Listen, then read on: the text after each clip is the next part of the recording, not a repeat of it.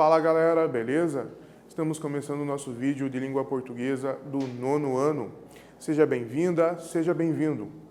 O nosso conteúdo é ensaio literário, isso mesmo. Então eu convido você agora a acompanhar os objetivos da aula. Venha comigo. Ler e compreender fragmento de ensaio literário, reconhecer termos e expressões como operadores argumentativos responsáveis pelo encadeamento de enunciados e pela relação de sentido que estabelecem. Então, nosso conteúdo em cima de um ensaio literário, um texto em que encontramos crítica, análise de textos literários, vamos também encontrar operadores, palavras que exercem o poder de reforçar, destacar e intensificar a argumentação, já que é um texto argumentativo. Vamos ver uma reflexão a respeito dessa nossa temática. Você sabe com que objetivo os contos maravilhosos foram criados? Em que gênero textual podemos encontrar esse tipo de informação? Então, os contos maravilhosos, na sua origem, há muito tempo atrás, eles tiveram um objetivo de criação, um objetivo de ser, de existir, que é diferente do que encontramos hoje, tanto nos livros impressos e nas versões dos contos que encontramos em clipes, em filmes, em animações. O objetivo inicial dos contos maravilhosos era educar, isso mesmo, educar as crianças. Então, para que elas não pudessem transpor, ultrapassar alguns limites, algumas convenções sociais da época, foram criadas essas histórias, os contos, e através delas, os valores morais, valores que eram utilizados na sociedade, eram colocados, inseridos na temática da história, de uma forma com o objetivo que ensinasse aquele conceito moral, aquela regra de educação. E em quais textos nós podemos encontrar esse tipo de informação? Em textos que fazem análise literária, por exemplo, o nosso ensaio literário que veremos a seguir. Resenha também é um bom texto onde encontramos esse tipo de informação, onde o autor desse texto crítico, argumentativo, apresenta fundamentos históricos relacionados à obra e também à sua época, ao seu contexto de criação. É o que encontraremos aqui. Temos o nosso ensaio literário. Ele diz, através de muitos espelhos, 3 edições comemoram os 150 anos de Alice no País das Maravilhas, de Lewis Carroll, por Carolina Vigna. Vamos à leitura. Assombro. Voltando à morfologia, depois da definição espaço-temporal, era uma vez um reino e similares, e da passagem para o mágico, temos então a chegada ou a apresentação do herói. Pode ser um evento, como um baile com uma sessão de achados e perdidos cheia de sapatos, ou qualquer outro acontecimento. E, logo em seguida, um ciclo de repetições de função. A motivação dessas ações varia muito e pode ser desde um amor idealizado, ser banido de um reino, ou até drogas que nos fazem mudar de tamanho. A função perseguição-salvamento é repetida até que chegue a uma conclusão. A solução do conflito, ou seja, a vitória do herói, ultrapassa diversos obstáculos. É claro, caso contrário, seria fácil demais e Hollywood não teria material suficiente para copiar.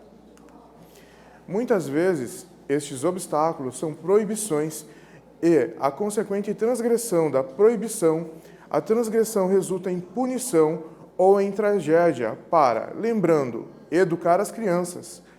É comum também a utilização de intrigas compostas de informações erradas, cabendo ao herói discernir entre elas.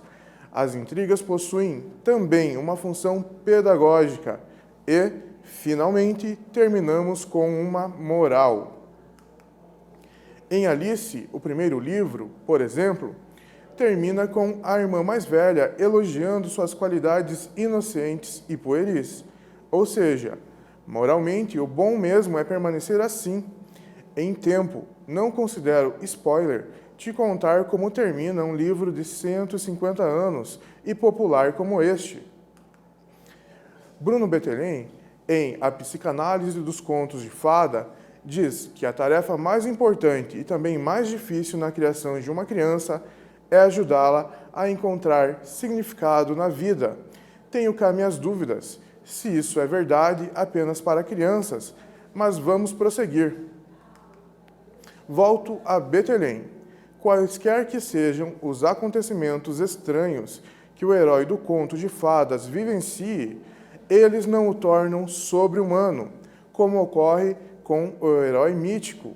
Esta humanidade real sugere à criança que, seja qual for o conteúdo do conto de fadas, não são mais que elaborações fantasiosas e exageradas das tarefas com que ele tem que se defrontar dos seus medos e esperanças. Perdemos humanidade quando deixamos de entender isso.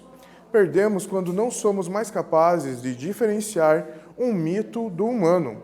Perdemos quando achamos que a magia da literatura é real e nos ameaça. Mesmo tendo vontade de citar o Bettelheim inteiro, paro por aqui. Se você se interessa por esse assunto, leia o livro. Pelo menos até o final da era vitoriana, a mulher podia assumir basicamente 4 papéis: inocente e ou infantilizado, Alice; a ausente, como Robinson Crusoe; a idealizada, princesas; e a poderosa, que era normalmente a vilã, bruxas e afins. A subversão e genialidade de Alice começa aqui. A personagem principal é, ao mesmo tempo, inocente, poderosa e idealizada, e, principalmente, poderosa, sem ser má, e isso era uma grande novidade. As possibilidades de interpretação de Alice são tantas que é impossível cobri-las em um único artigo. Então, a minha seleção foi por empatia. Finalizamos a leitura desse fragmento de ensaio literário e podemos perceber muitas relações históricas em que a autora nos apresenta. No início, ela traz toda a questão da organização do conto maravilhoso, a questão da sua morfologia, em que temos a questão do tempo, sempre era uma vez ou algo similar. Ainda a apresentação do herói e do ambiente onde ele vive, ainda a questão do conflito, da sequência, da perseguição e salvamento em que ele vive, e que, na visão da autora, isso, se não existisse, Hollywood, nas suas versões de filme, ficaria a dever para o seu espectador.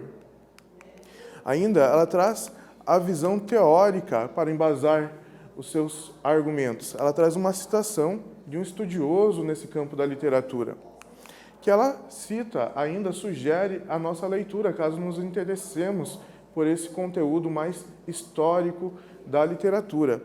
Situando Alice nesse meio histórico, ela apresenta que a personagem Alice ela ultrapassa os personagens da época. Enquanto um personagem era para ser a poderosa, outra para ser a vilã, outra para ser a infantil, Alice conseguiu reunir todas essas características que compõem isoladamente cada personagem em uma só. E isso, para a época, foi um pouco inovador, muito inovador, na verdade. Até que Alice se tornou um clássico por vários motivos, inclusive esse. E ela retoma a ideia do conto maravilhoso ser de origem para a educação das crianças. Agora vamos a um exercício. Repare, tem um trecho, faça a leitura e responda a seguinte pergunta. Explique a função de cada expressão destacada. Temos 2 expressões, por exemplo e ou seja.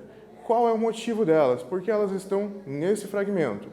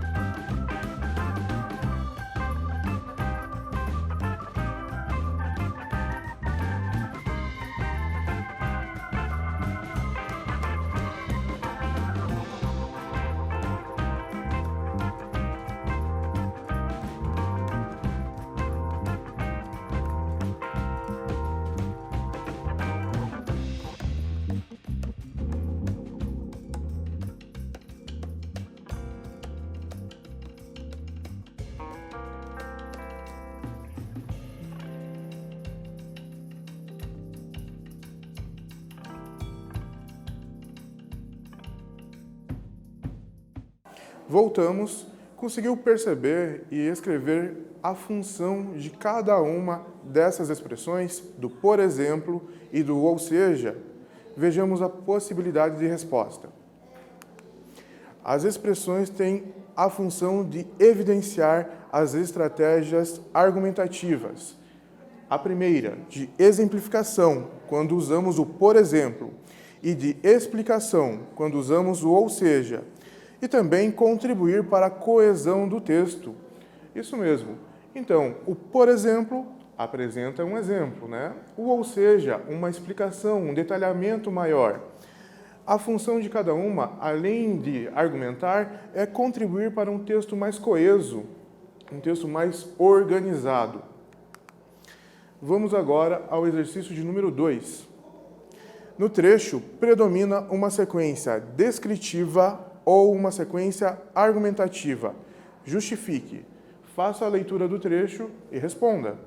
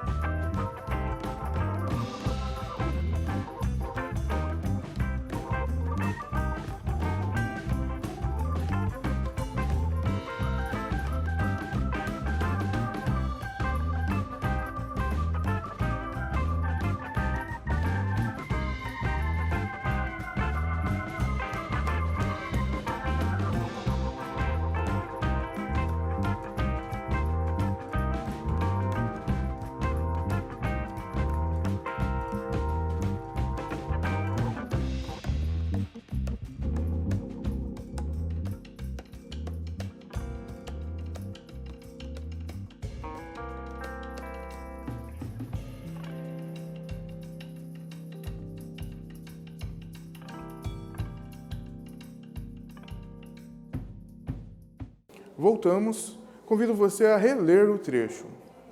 Em tempo, não considero spoiler te contar como termina um livro de 150 anos e popular como este. Nesse trecho, a autora está descrevendo fatos, acontecimentos ou alguma situação, ou ela está argumentando, apresentando explicações para a sua opinião, o seu ponto de vista. O que ela faz?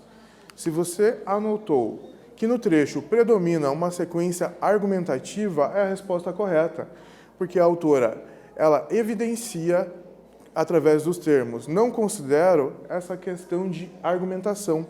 A forma verbal está conjugada na primeira pessoa, que indica subjetividade. Isso mesmo. Então, através da expressão não considero, e disso os verbos estarem conjugados em primeira pessoa, nós temos a questão pessoal, a argumentação, ela expondo o seu ponto de vista e sustentando ele através desses argumentos. Agora vamos à atividade de número 3. Repare que temos um trecho em destaque. Tenho cá minhas dúvidas, se isso é verdade apenas para crianças, mas vamos prosseguir. O que podemos inferir do trecho destacado? Responda.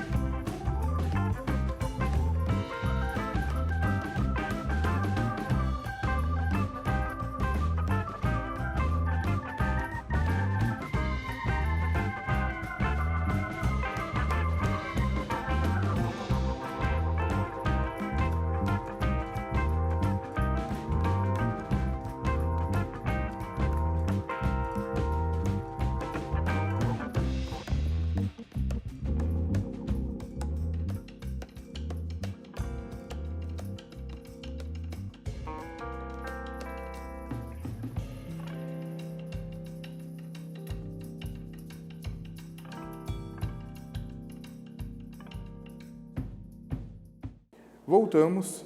Você percebeu que esse trecho também está em primeira pessoa, também é um trecho argumentativo da autora, onde ela sustenta seu ponto de vista. Você reparou isso? Vejamos a possibilidade. É possível inferir que a autora concorda com a citação e também demonstra que o pensamento de Bettelheim pode abranger outras pessoas, como jovens, adultos e idosos. Entretanto, prefere não se aprofundar. Isso mesmo, nós vemos à parte, um comentário, uma visão aí argumentativa da autora a respeito do teórico. Exercício de número 4. Temos 3 palavras aí em destaque. E é a mesma palavra que se repete. Perdemos, perdemos e perdemos. Em um fragmento, essas palavras estão repetidas seguidamente, né? Letra A. Qual figura de linguagem está presente no trecho? B. Como ela contribui para a argumentação? Responda.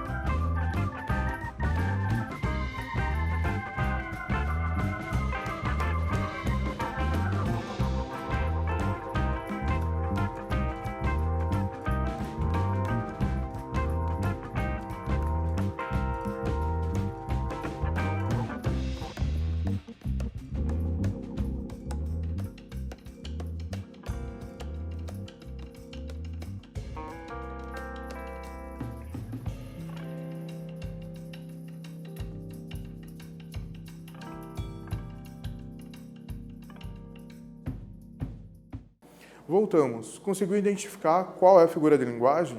Ela tem a ver com a repetição. E qual é a sua função argumentativa nesse fragmento? Vejamos a possibilidade. A figura de linguagem é a anáfora. Letra B. Essa repetição contribui para a argumentação, pois dá ênfase e torna mais expressiva a ideia de perdemos. Então, todas as situações que a autora coloca aqui, que nós, enquanto sociedade, enquanto leitores, perdemos, ela deixa isso destacado quando repete essa palavra, justamente a ideia sendo reforçada. Estamos chegando ao fim. Na aula de hoje, realizamos a leitura e compreensão de fragmento do ensaio literário. Percebemos o sentido de operadores argumentativos. Chegamos ao fim. Desejo a você dias melhores, continue bem e até a próxima.